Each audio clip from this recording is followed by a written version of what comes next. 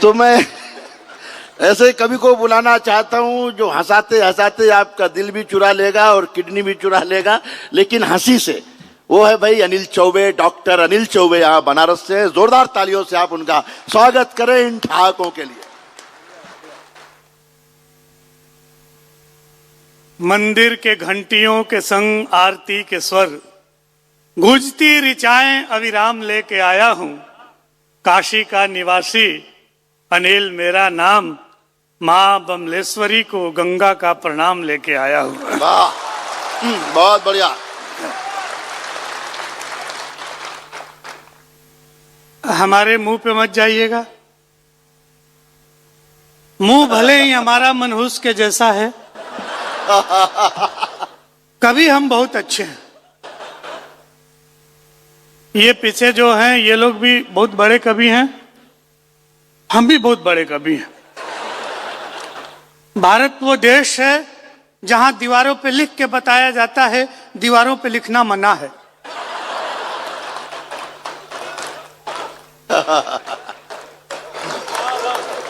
आपको पता है मैं प्रधानमंत्री के क्षेत्र से आता हूं। मोदी जी ने कहा है आत्मनिर्भर बनो, अपनी प्रशंसा खुद करो। बहुत बढ़िया, बहुत बढ़िया।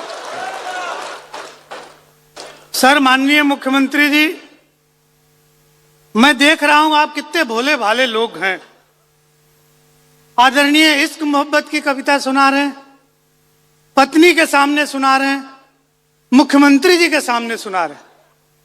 हमारे यहाँ किसी कवि की हिम्मत नहीं है कि मुख्यमंत्री के सामने इश्क मोहब्बत की बातें कर दे। कर नहीं सकते लोग। आदरणीय पद्मश्री डॉक्टर साहब योगी जी संचालन कर रहे हैं। हमारी सांस फूलने लगी तो हमने कहा सर कोई उपाय बताइए जिससे सांस फूलने वाली बीमारी ठीक हो। बोले पड़ोसन की प्रशंसा करो। तो हमने पड़ोसन की प्रशंसा की, तब तक श्रीमती जी आ गई। कहीं क्या कर रहे हो? हम की पड़ोसन की प्रशंसा। कहे सुनो, उत्तर प्रदेश में हो, बटोगे तो कटोगे। बहुत बढ़िया, हमारे बहुत बढ़िया, सामने नहीं। वाह, थोड़ी सी तालियां बजाइएगा आप, थोड़ी सी। हम बहुत बढ़िया हैं, बहुत खूब अच्छा कवि सुनाएंगे आपको। आदरणीय ये न्यूज 24 मध्य प्रदेश छत्तीसगढ़ lalluraam.com का ये देसी टाक कवि सम्मेलन है और मैं पूर्णतः स्वदेशी कवि हूँ। आदरणीय चेयरमैन साहब नमित जैन की उपस्थिति है, संदीप अखिल साहब, उनका तो ससुराल ही बनारस में है। आप समझिए हमारी कृपा से उनका घर बसा हुआ है, तो इसलिए भी आपको अतिरिक्त स्नेह हमको देना है। बड़े कवियों तक पहुंचने के लिए तालियां खूब बजानी है। इश्क मोहब्बत जो है बेकार की बात है, उसमें बहुत ज्यादा ध्यान नहीं लगाना है, दिमाग लगा के आनंद लीजिए। सर, आदरणीय हमारे पिताजी बहुत गाली देते थे। देसी टाक वाला आइटम सुनाते हैं हम आपको। बहुत गाली देते, बिना मतलब के गरियाए, जो भी सामने से गुजरे तो गरियाए, और गांव के लोग समझे कि बुजुर्ग पंडित आदमी है, आशीर्वाद दे रहे होंगे, तो वो कुछ बोलते नहीं थे, तो संस्कृत में गरियाए। मृत्यु करीब आई तो हमको पास बुला के बोले बेटा कुछ ऐसा करना कि पूरे गांव के लोग कहें कि इसके पिताजी बहुत अच्छे थे, इसके पिताजी बहुत अच्छे थे। अब आप बताइए, जिसके बाप ने पूरे जीवन भर गांव के लोगों को गाली दी, ऐसा वो क्या करे कि पूरा गांव कहे कि इसके पिताजी बहुत अच्छे हैं। पिताजी मर गए, उनके मरने के बाद हम दो भाई हैं, लाठी लेके उसी चौतरे पे बैठते हैं, जो भी उधर से गुजरता है दौड़ा के पीटते हैं और गाली भी देते हैं। पूरा गांव कहता है इससे अच्छे तो इसके पिताजी थे, जो केवल गाली तो दौड़ा के पीटता भी है। थोड़ी सी तालियों का घनत्व तो बढ़ाइएगा। हम सुनाते हैं इश्क मोहब्बत की रचनाओं पे। हाँ, आज मेरा सौभाग्य, आदरणीय मुख्यमंत्री जी हमको सुन रहे हैं, ताली बजा रहे हैं, जबकि हम लोगों को हमारे घर में नहीं सुना जाता है। ये आयोजन है। बहुत बहुत धन्यवाद जैन साहब आपको कि आप हमको बुलाए। मैं बहुत बढ़िया कवि हूँ, बहुत बड़ा कवि हूँ। सुना रहा हूँ एक कविता, सुनिए। ये इश्क मोहब्बत की सुना रहे थे नयन, इधर के युवक जो है उछल उछल के ताली बजा रहे थे। ये सब किताबों की बात है, यथार्थ में कोई इश्क मोहब्बत होता नहीं। हाँ, बेकार की बात है। इस देश में दो ही लोग चरित्रवान हैं, एक आदरणीय नरेंद्र मोदी और दूसरा हम। हम दोनों आदमी ने आज तक अपनी पत्नी को भी गलत दृष्टि से कभी नहीं देखा, इसलिए चरित्र हमारा बहुत ऊंचा है। हम आपको छंद सुनाते हैं सर, सुनिए। आप छंद सुनिए, आनंद लीजिएगा, आप कवि सम्मेलन को और ऊर्जा प्रदान कीजिएगा। एक छंद सुनिए, जैसा आदरणीय नयन के विषय में कह रहे थे कि ताल मदिरा के हैं ये मादक नयन दोनों, मदहोश करके डुबा के मार डालेंगी। कि ताल मदिरा के हैं, ये जो इधर 20 लोग बैठे हैं, आप भी कभी कभी हंस मुस्कुरा दीजिए।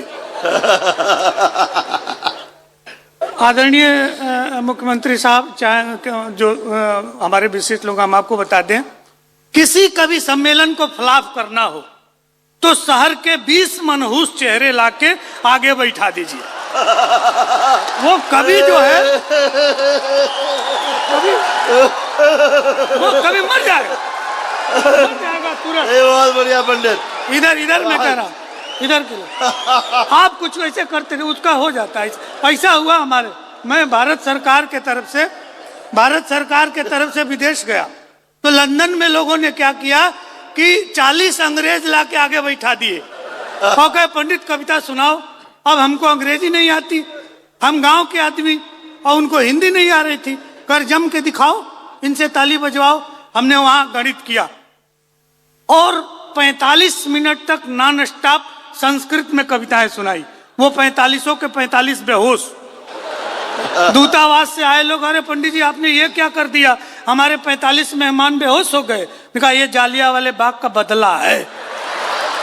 ऐसे बदला लिया, ऐसे ही आनंद के साथ सुनिए कि ताल मदिरा के हैं ये मादक नयन दोनों, मदहोश करके डुबा के मार डालेंगी।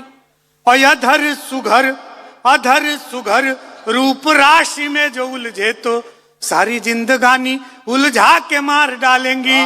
कि डिजिटल युग की ये प्रेमिकाएं हैं जो बस हाय मेरी जानू बतला के मार डालेंगी। कि डिजिटल युग की ये प्रेमिकाएं हैं जो बस हाय मेरी जानू बतला के मार डालेंगी। और 8-10 लोगों से तो चैटिंग करेंगी और सारी रात तुमको जगा के मार डालेंगी।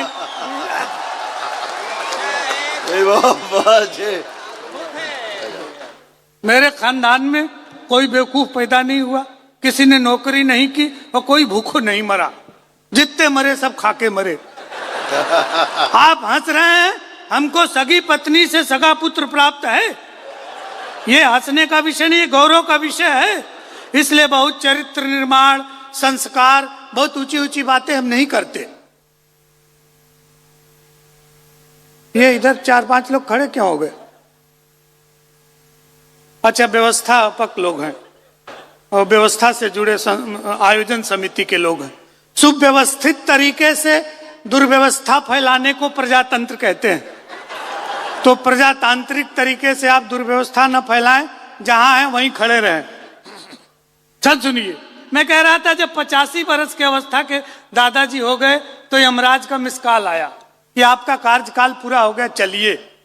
तो भारत में सनातन धर्म में कोई बुजुर्ग जाने को होता है तो हम उसकी अंतिम इच्छा पूछते हैं, और हिंदुस्तान का बुजुर्ग मृत्यु करीब हो फिर भी अपनी अंतिम इच्छा त्यागता नहीं है। छंद सुने, आप आनंद लीजिए। हमने कहा दादा कोई अंतिम इच्छा हो तो बताओ। दादा अंतिम इच्छा बताते हैं कि मेरे खानदान के वयो बुजुर्ग दादा बोले, प्रतिदिन गंगा में नहाना चाहता हूं मैं, और बाकी बचे जीवन को भोले की शरण जाके राम राम जप के गंवाना चाहता हूं मैं। कि जैसे तैसे मेरी बीत गई है जवानी, आशाराम सा बुढ़ापा न बिताना चाहता हूं मैं, और मेरी अंतिम इच्छा है बस एक बार राधे माँ को गोद में उठाना चाहता हूं मैं।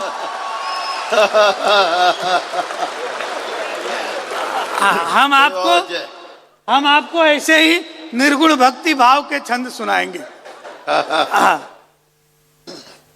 हमारा भैया आदरणीय, परम श्रद्धेय, निंदनीय, उधर से मत सुनिए, इधर हमारे तरफ मुंह करके खड़े हुए।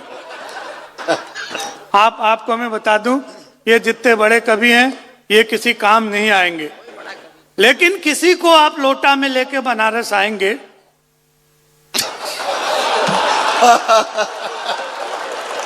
तो हम हमेशा आपके काम आएंगे। तो हमको आध्यात्मिक भाव से सुनिए। एक एक छंद सुनाता हूं। हमारी भारतीय संस्कृति है मंगलम मरणम जत्र। केवल भारत की ऐसी संस्कृति है जहां मृत्यु को भी मंगलदायी माना जाता है। हम एक मृत्यु का छंद सुनाएंगे और आपको आनंद आएगा, आप तालियां बजाएंगे। छंद सुनिए। हमारे गांव में 85 के बाद बिजली आई और टेलीविजन खरीदा गया। बाबूजी टीवी देखने बैठ गए। आप प्रयोग देखिएगा, आनंद लीजिएगा। कि नया नया टीवी जब घर में खरीदा गया, हाथ में रिमोट ले पसर गए बाबूजी। बैठने और पसरने में अंतर है। आप जैसे बैठे हैं इस प्रक्रिया को बैठना बोलते हैं। हमारे आदरणीय पवार जी जैसे बैठे हैं इसको पसरना बोलते हैं। नहीं, आप हंस रहे हैं, ये मजाक का विषय नहीं है। घर का जो श्रेष्ठ होता है, गार्जियन स्वरूप होता है, वो ऐसे ही अधिकार स्वरूप में बैठता है। ये हर बात में हंसना बहुत जरूरी नहीं है। तो इस तरह से बैठिए। आप शब्द से जुड़िएगा। मैं बहुत बड़ा कवि हूं और बहुत बढ़िया कवि हूं, तो मैं ऐसा कुछ नहीं बोलूंगा जो कि थोड़ा सा भी अनुचित होगा। आप शब्द से जुड़िए, आपको आनंद आएगा, इसकी पूरी गारंटी है। मैंने कह रहा था मेरे घर में, हमारे यहाँ कोई बेवकूफ पैदा ही नहीं हुआ। हाँ, हमारा बेटा 5वीं कक्षा में पढ़ता है। एक दिन आकर कहा, पापा हमारी क्लास की मैडम बहुत कंटाप है, ब्यूटीफुल है। हमने कहा चुप रहो, संस्कार सीखो, अध्यापिकाएं मां समान होती हैं। कहा आप चुप रहिए, हमेशा अपने जुगाड़ में रहते हैं। जहां बच्चे यहां तक पहुंच गए हैं, वहां किस संस्कार की बात करेंगे, किस चरित्र निर्माण की बात करें। फिलहाल आप बहुत बढ़िया सुन रहे हैं, आपको मैं बहुत सादर अभिनंदन करता हूं। थोड़ी सी तालियां बजा दीजिए। कि नया नया टीवी जब घर में खरीदा गया, हाथ में रिमोट ले पसर गए बाबूजी। और 4 बजे भोर से ही धर्म की बात सुन आस्था की नदी में उतर गए बाबूजी। कि वसन विहीन तन तरुणी का देख देख केश रंगवा कर संवर गए बाबूजी। टीवी भी टीवी देखने की चक्कर में ब्लड प्रेशर बढ़ा तो गुजर गए बाबूजी। इधर पीछे से काका जी कह रहे हैं बहुत बढ़िया। ये हम कवियों का प्रेम होता है। हम माइक से कह रहे हैं गुजर गए बाबूजी, ये कह रहे हैं बहुत बढ़िया। तुम्हारे बाबूजी गुजर गए, बहुत बढ़िया, ये अच्छी बात है। एक चंद और सुनाता हूँ अनिल जी। आदरणीय मुख्यमंत्री साहब, जब मैं पहली बार दुबई गया तो एक शेख साहब ने कहा, पंडित जी शराब पे सुनाइए। हमको लगा हम ही से क्यों कह रहा है शराब पे सुनाइए। हम कहे शराब में नशा है, तो कहे तुमको कैसे पता है। और न सुनाए तो पूरा काव्यत्व तो धर्म आड़े आ जाता है। हमने बीच का रास्ता अपनाया। और आप सबको भी एक उपदेश देना चाहता हूं। जिंदगी में चाहे कोई भी समस्या आ जाए, सकारात्मकता का कभी त्याग मत कीजिए। जब भी दृष्टि बदलती है, व्यक्ति का दृष्टिकोण बदल जाता है। सौंदर्य बोध नाले में भी है, बस दृष्टि सुअर की चाहिए। वहां भी सुंदरता है। एक सुंदर सी नायिका गांव में खेतों से गुजरती है और गांव का सौंदर्य बहुत जग जाता है। कोई भी कितनी भी कठिनाई आए, आप अपने अंदर की सकारात्मकता का कभी त्याग मत कीजिए। विषम परिस्थिति, मुझे अमेरिका जाने के लिए वीजा नहीं मिला। जो काउंसलर मैम थी उसको हिंदी नहीं आती थी और मुझे अंग्रेजी नहीं आती थी। उसने कहा डॉक्टर चौबे, वो चौबे भी नहीं कह पाई। हम समझ गए कि काम हो गया। कई doctor Choubey, your profile is very rich but I am sorry, next time apply. Passport पकड़ा दिया, उसमें कागज फंसा के। हम गांव के आदमी, हम समझे कि अमेरिका का वीजा ऐसे ही मिलता होगा। पॉकेट में रख लिए, मुस्कुरा के जाने लगे। गए पंडित, इधर इधर इधर, हम जिनका जिनका कैंसिल किए सब रोते हुए जा रहे हैं, तुम क्यों हंसते जा रहे हो? कहा मैडम सकारात्मक दृष्टि, जिसका एक बार वीजा कैंसिल होता है वो भारत का प्रधानमंत्री जरूर होता है, हमेशा सकारात्मक दृष्टि से। आपको एक श्रृंगार से हास्य सुनाता हूं। एक सुंदर सी नायिका, देखिए हम आपको हिंदुस्तान का सर्वश्रेष्ठ श्रोता मान के सुना रहे हैं, आप हमको ब्रह्मांड का सबसे महान कवि मान के सुनिए। हाँ, तब आनंद आएगा। थोड़ी सी तालियां बजा दीजिए, थोड़ी सी। एक सुंदर सी नायिका गांव में खेतों से गुजरती है और गांव का सौंदर्य वो जग जाता है। आप श्रेष्ठ लोग हैं, पंक्तियां सुनिएगा। मध्य भारत का ये बड़ा प्रसिद्ध और ऐतिहासिक कवि सम्मेलन है, इसलिए हम आपको बहुत बढ़िया छंद सुनाने की कोशिश करते हैं। सुनिएगा कि गोरी गोरी गोरी पगडंडी से जो गुजरी तो हरा भरा खेत खड़ा ख्वाब देखने लगा। ये श्रृंगार की पराकाष्ठा है कि गोरी गोरी गोरी पगडंडी से जो गुजरी तो हरा भरा खेत खड़ा ख्वाब देखने लगा। और रूप देख धूप को भी आ गया पसीना, बूढ़ा बरगद आंखें बेहिसाब सेकने लगा। कि ज्वार बाजरों ने झुक झुक हेलो हाय कहा, और हर रास्ता जनाब छेकने लगा। और पोखरे में पांव को पखारा जब उसने तो ट्यूबवेल गांव का शराब फेंकने लगा। ट्यूबवेल गांव का शराब फेंकने लगा। एक छंद और सुनिए, निरर्थक हाँ क्या गुरुजी? हाँ, आदरणीय एक बहुत श्रेष्ठ उत्कृष्ट छंद के लिए कह रहे हैं, मैं आपको सुना दे रहा। बस दो छंद आपको सुनाऊंगा, फिर हम दो छंद सुन लीजिए। अखबारों में ये छपता है, ये चैनल वाले दिखाते हैं, चाइना अपनी दृष्टि गड़ाए हुए डोकलाम के प्रति, सिक्किम के प्रति श्रेष्ठ जनों की उपस्थिति है। निरर्थक शब्दों का सार्थक प्रयोग, जिन शब्दों का हिंदी साहित्य में कोई मतलब नहीं है, उससे कैसे आनंद आता है। दो युग को एक छंद में बांधने की कोशिश करता हूं। थोड़ा सा हमारा उत्साह वर्धन कीजिएगा। धीरे धीरे हास्य कविताएं मंच से गायब होती जा रही हैं। आप यदि ऐसे ठस होके सुनेंगे तो फिर वही मतलब दिक्कत होने लगेगी। आप ये छंद सुनिए, आनंद लीजिएगा। पहले सुन लीजिए, हम काशी के पंडित हैं, बेवकूफ नहीं है। तो हाँ, पहले आप छंद सुन लीजिए, फिर तालियों से समर्थन कीजिएगा। अपना पड़ोसी मुल्क चाइना ये डोकलाम के प्रति, सिक्किम के प्रति दृष्टि गड़ाया रहता है। निरर्थक शब्दों से सार्थक प्रयोग सुनिए कि बटन सी आंख बीच चाइनीज नाक तेरी। इतनी छोटी छोटी आंख लेकर, जिसकी खुद की आंख खुद नहीं दिखाई देती, वो सिक्किम और डोकलाम के प्रति अपनी आंख गड़ाए हुए। आप छंद का आनंद लीजिए कि बटन सी आंख बीच चाइनीज नाक तेरी, धाक में सुराख कर देंगे लाल माओ के। और एक बात जिन पिंग ठीक से समझ लेना, कोट में गुलाब नहीं दाढ़ी वाले ताऊ के। आप बहुत श्रेष्ठ श्रोता है, मैं आपको प्रणाम करता हूं कि बटन सी आंख बीच चाइनीज नाक तेरी, धाक में सुराख कर देंगे लाल माओ के। और एक बात जिन पिंग ठीक से समझ लेना, कोट में गुलाब नहीं दाढ़ी वाले ताऊ के। कि ड्रैगन के परदादा कालिया के फन पर कथक किए थे लघु भ्राता बलदाऊ के। तो कान खोल सुन लेना, बाप ही लगेंगे हम, इजिंग बिजिंग क्लिंग चिंग चांग चाऊ के। अब ये एक अंतिम छंद सुन लीजिएगा। हमको आप विदा कीजिएगा घनघोर तालियों से। हमारे बनारस में साहित्य में इसको गूढ़भूत व्यंग्य कहते हैं। सर आपको आज भी मजा आएगा, कल जब आप अकेले में इस छंद को सोचेंगे तो आपको और आनंद आएगा, दुगुणित आनंद देगा। इसे साहित्य में गूढ़भूत व्यंग्य कहते हैं, जो मुख्यार्थ को बाध करके कोई दूसरे अर्थ की प्रतीति हो। मेरे बनारस में तांगा चलता है।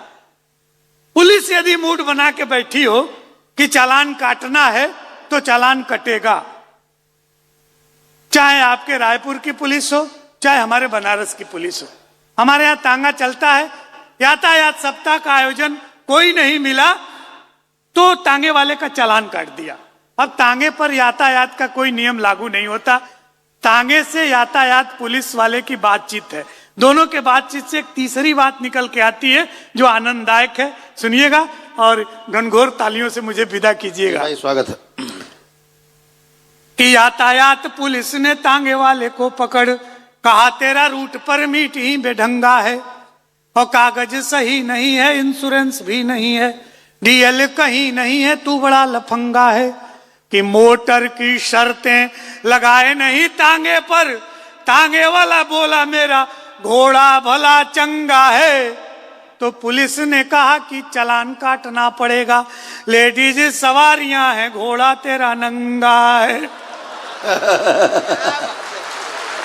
एक बार भरपूर तालियां ठहाकों के जादूगर के लिए बजा दें।